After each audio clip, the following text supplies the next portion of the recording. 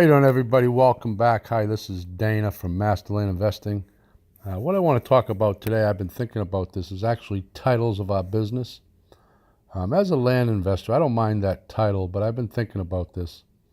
I think what a better title would be is actually problem solving.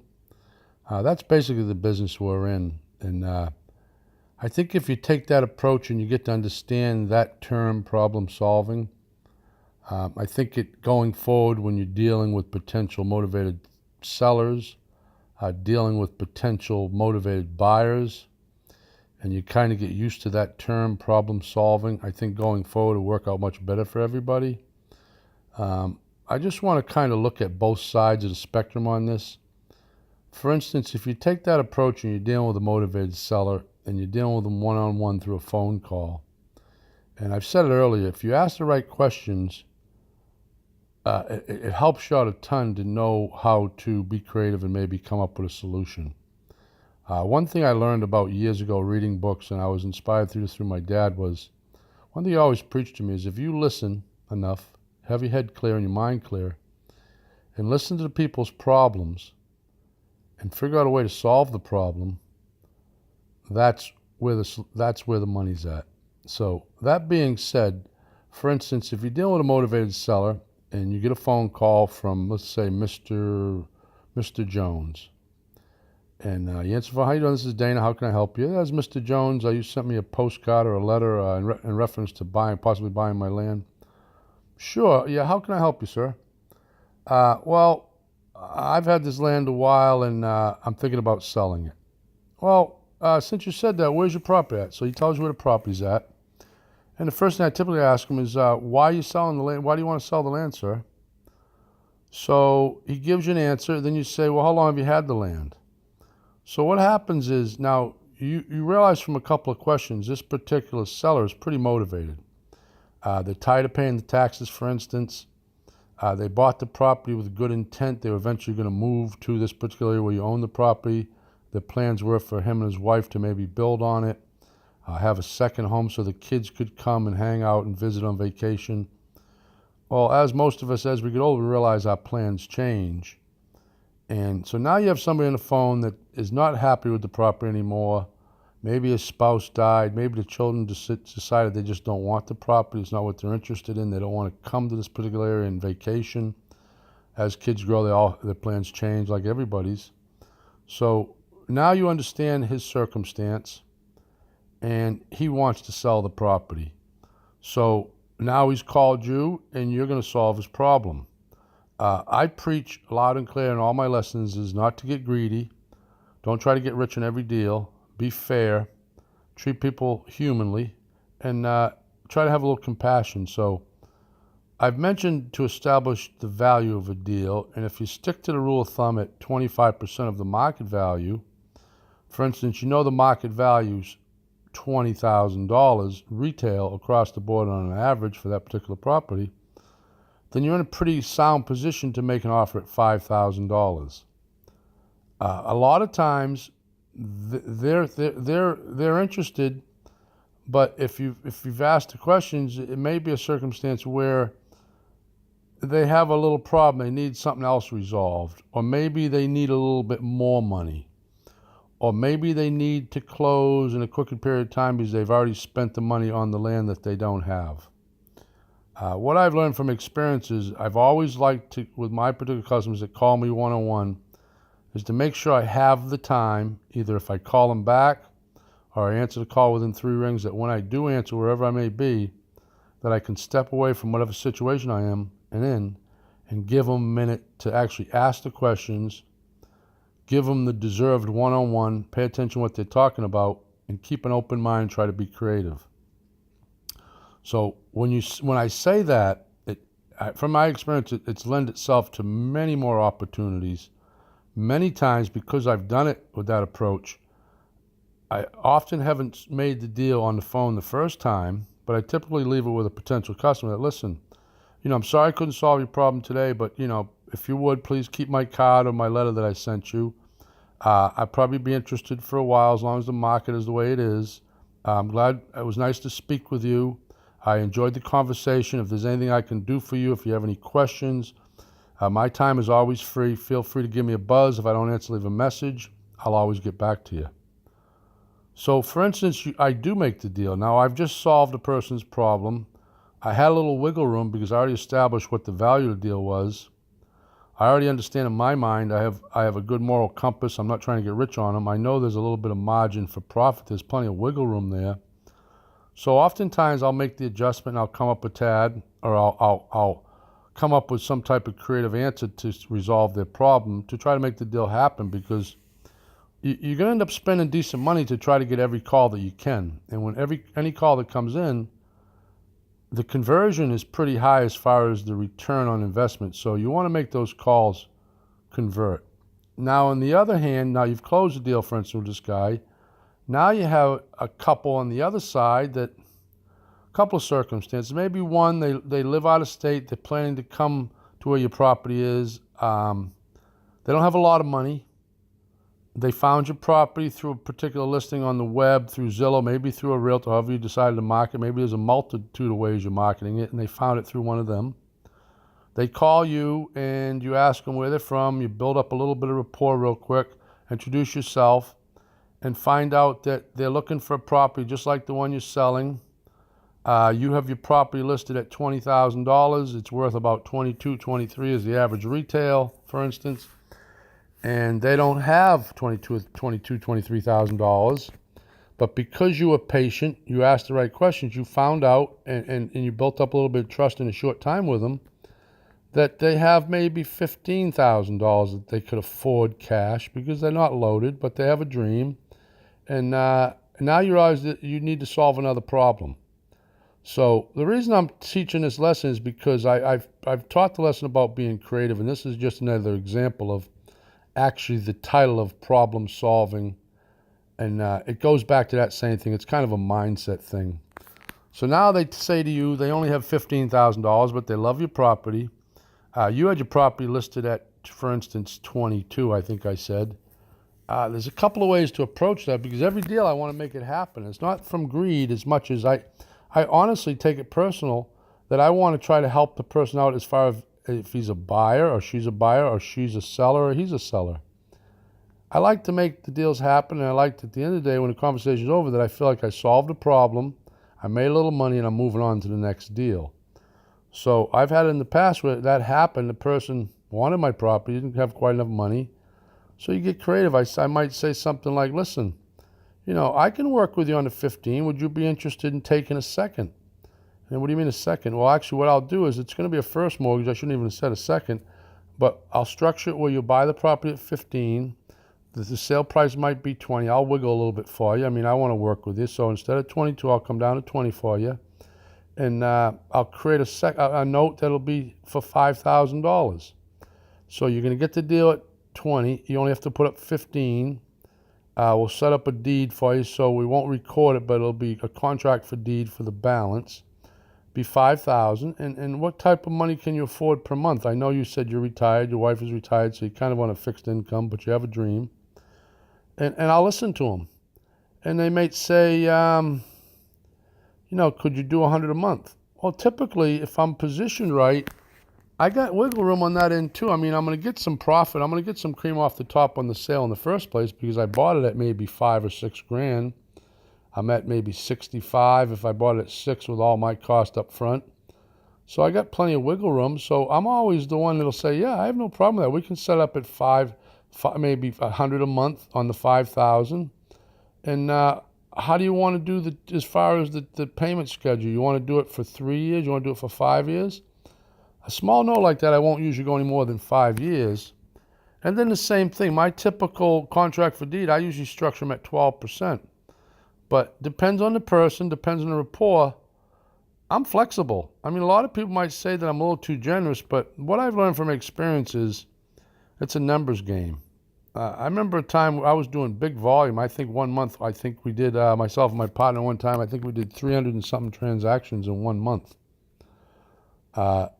We actually had a program in place, so I didn't do a lot of one-on-ones at the time, but once in a while I did, and even then, whether I had money or not, I was the first to say, no, I'll make a deal with you because I want you happy. Another time, I'll tell you a quick scenario. I don't want to make this lesson too long, but Years ago, we started doing an area in Sebastian, Florida, and it was one of the first deals we got. I think we sold 30 properties like in 3 months. And the very first deal, I actually had made the call. I was doing phone solicitation. We used to hire a guy. He would plug in the phone numbers to out-of-state vacant landowners. Once we got the numbers, we'd have a list. I'd call the list every night. I'd sit down and say, I'm going to call 100 people, or I'm going to call until I get 10 yeses. 10 yeses will convert to one contract. So long story short, the first call I ever closed a deal on was a gentleman up in, think, upstate Pennsylvania, old retired brick mason. The reason I remember is I like to talk to people and I enjoy the conversation as well as making a little money on the side. So we got talking. He told me about retiring and what he did and how much he loved the business. And I think he was married at the time. His wife was about his age. They were retired. And told me he was interested in selling. So I said, well, that particular, I'm buying some property, myself and my partner. We're offering $10,000 for that particular property. I think they're worth about 18. So I wasn't even buying it I was buying it at a pretty high split. So I was probably around 50, 60% of the value of the property, which was a little higher than I typically do. Maybe they were worth 20, so I was about 50% of value. So anyways, long story short, I said, I'm willing to pay you $10,000 for the property. We'll pay all closing. He said, well, I think I get a little more for that. I said, well, what do you want for the property, sir? He says, if you give me 12, I'll do a deal with you. Now, I'd already sent him actually I hadn't sent him one. So he says, if you'll buy it for 12, I'll sell you the property. I said, well, you got a gentleman's agreement? I'll pay you 12. When I get done with you on the phone, I'm gonna go ahead and prepare a contract. I'll send it out to you. All you gotta do is sign it. I'll enclose my title company's business card. If you have any questions, they'll handle the rest of it from here. Pleasure doing business with you. Thank you for the transaction. We'll talk to you soon. So I hung up the phone. I was real happy. I'm proud of myself. I made a deal. Now, the way it worked back then is we never actually spent any money in the properties. We'd put a deposit down and would find a buyer and do a simultaneous closing. So now that was the first deal. That was the first straw in my hat. Told my partner, all excited, my first deal. I think in 6 months I got 52 deals. He got 50, so 102 deals in the first 3 or 4 months we did. So anyways, long story short, I want to ramble on. I'm on the West Coast with my family. I had to go meet with a realtor on the West Coast. So I'm filling up my gas tank. It's about 3 weeks after we had the guy sign the contract. We've already got a buyer for that particular property, so we're going to bring him to the table.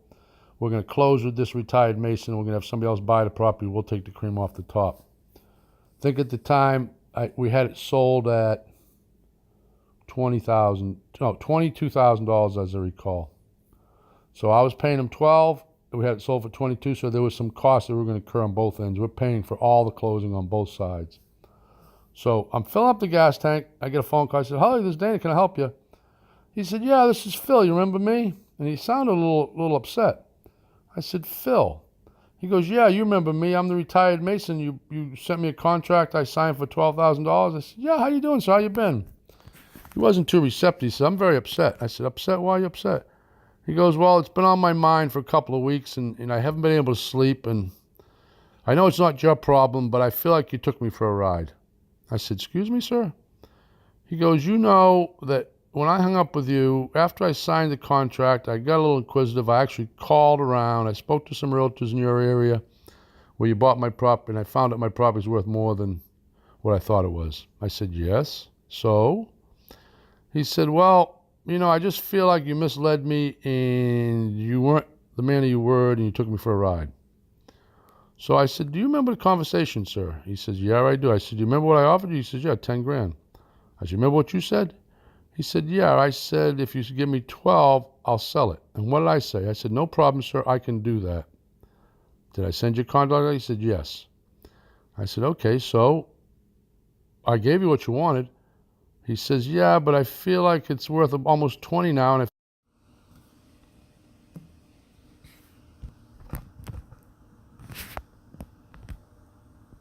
what happened?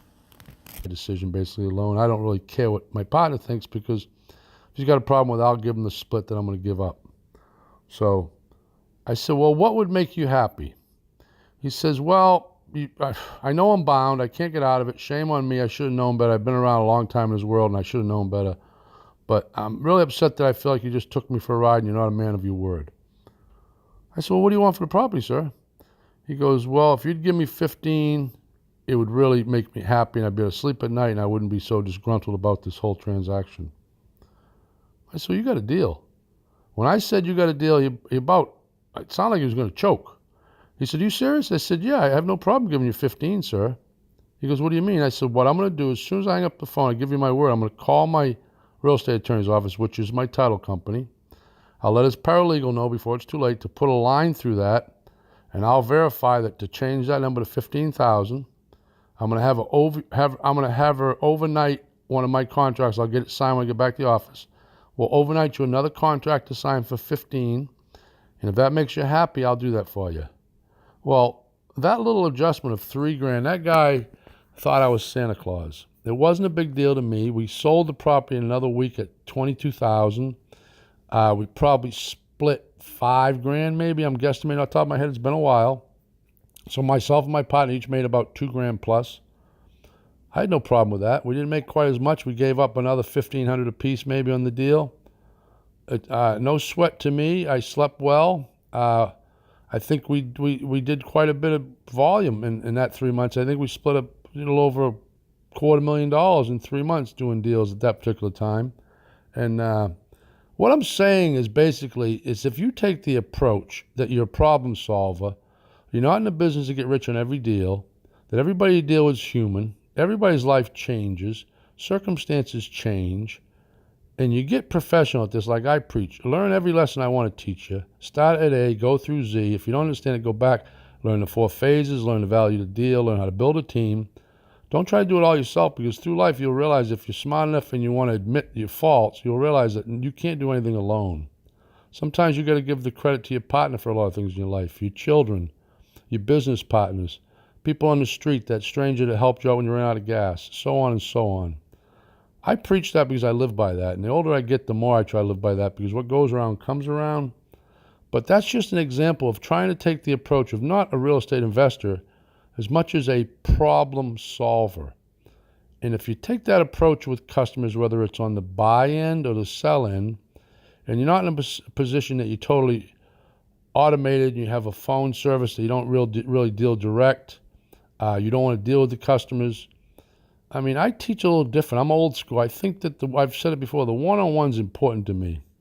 And I think it just goes hand in hand. So when you can keep it real, keep it personal, I think you're going to be pleasantly surprised in what happens in those circumstances. I could go on and on, but I know this lesson's getting pretty long already. But once again, if you enjoyed the lesson, obviously I'm going to tell you, please hit the subscribe button, hit the bell beside it. That way you can be updated when we have new videos or audios. If you like it, please hit the like button. If you think it's worth sharing, please share. It was on my mind. I'm constantly trying to come up with new lessons for you guys. I want to make sure I cover every spectrum of this business, make sure I put you in the right mindset, give you every little trick I know. And at the end of the day, when I'm trying to remember all my tricks, some of the most important tricks I have is basically just being down to earth, being transparent, not being greedy, understand they're human, they got issues, and how can I solve their problem? And it's not all about getting rich on each deal, because if you do it like I tell you, I promise you the deals will come, you'll feel better about yourself, your business will be successful, and you'll just continue to grow as a person. You'll build friends up nationwide, because I could run into anybody anywhere most of the time, and if they remembered my face and my voice, remembered I bought a property for them, I sold them a property, I'm willing to bet they're not going to have a problem with me, because I didn't try to screw them. I didn't try to get rich. I was fair. My numbers were fair. I explained to them that I'm an investor. I need to make a little money. That's my business. Because nobody ever complains if you buy something at 20 and the market crashes and goes to 5. So remember that as well. So you got to be in the business to make money. You need plenty of meat on the bone to wiggle these deals if you have to go down a little bit. But long story short, don't get greedy. Be generous, inspire some people along the way. Try to remember it could be your parents, it could be your brother, it could be your sister, it could be your wife, your ex-wife that you're dealing with on the phone or send a solicitation to. Try to solve their problem if you can. Anyways, that's my lesson for the day. Thank you guys again for tuning in. I really appreciate everybody that follows us. We have a Facebook group. Feel free to join that. You just got to submit an email. I'm going to constantly push out some wonderful stuff for you guys. Every day I work on coming up with new stuff, trying to remember every secret I know. I want everybody to be a successful student. So once again, thank you so much for your time. Have a great day. Be safe. Be kind. I'm out.